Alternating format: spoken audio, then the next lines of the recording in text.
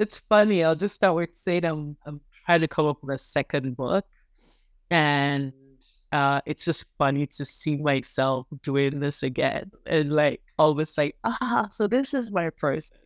Because the first time you're just stumbling around. Um, so my process is very much I think aligned with what I shared earlier. Okay, how do I break this down?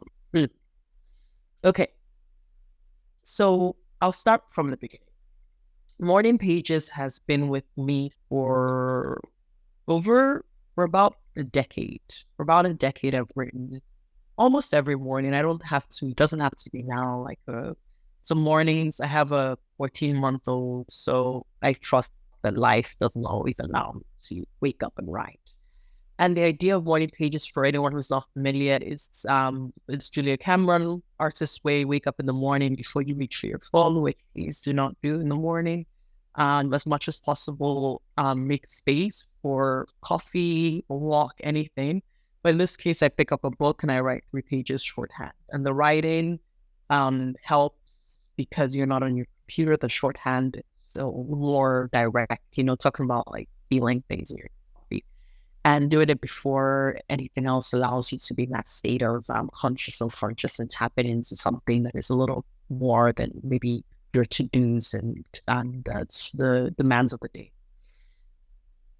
Keeping Morning Pages has allowed me to hear my voice because there's something about writing for 10 years, 3 pages every day, the thousands and thousands of words I've written that eventually you trust that there's a well within yourself because it never dries. I think there's something huge there.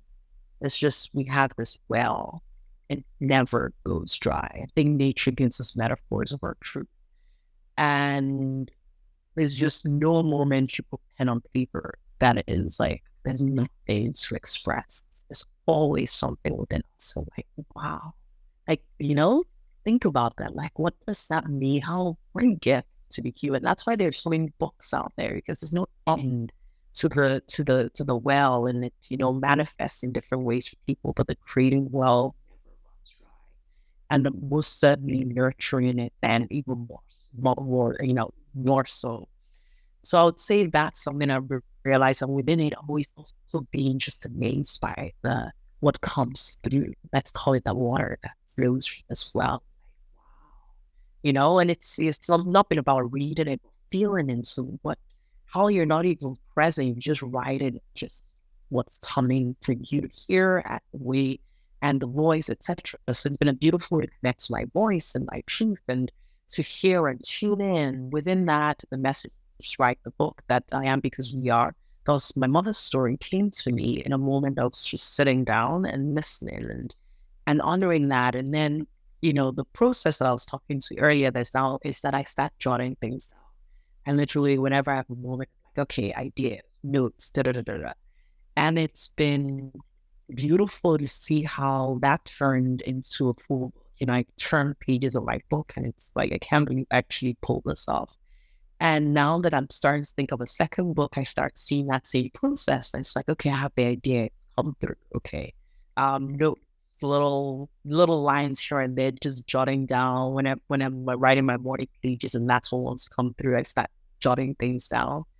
And eventually I move to the computer, but I spend the first few months in my book just allowing myself to really make sure that I'm hearing what the book wants to be, is how I often think of it, as opposed to what I want the book to be, because I think it's me drawing in. So it's like, okay, I'm just gonna put a bucket in and see what's there, and my job is to pull, and just because, and that's what I'm doing. And eventually I'll then bring in my sort of like, okay, focus, sit down, put it together. But for now, it's just allowing the formation, and that happens here.